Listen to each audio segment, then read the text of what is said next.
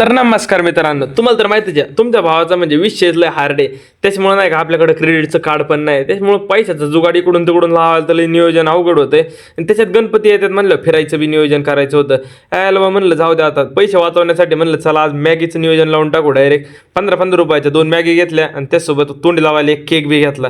जाऊ दे म्हणलं आता एवढं खाल्लं का ताणून झोपायचं आणि निवांत उठायचं. कारण आज तर काही सुट्टीच होती, त्याच्यामुळे कॉलेज बिलेजला तर काही जायचंच नव्हतं. मग काय निवांतपैकी झोपून बिपून उठलो, मॅगी बिगी बनवून बनवून खाल्ली.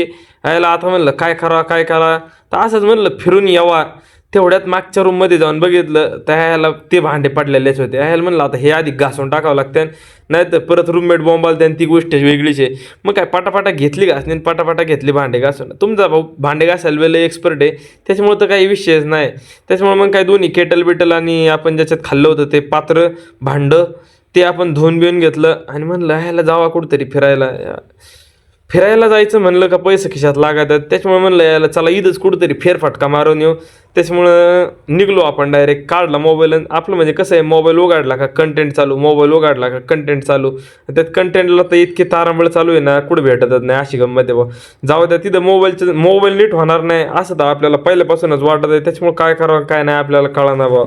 जाऊ द्या, तुम्ही घ्या फॉलो करून.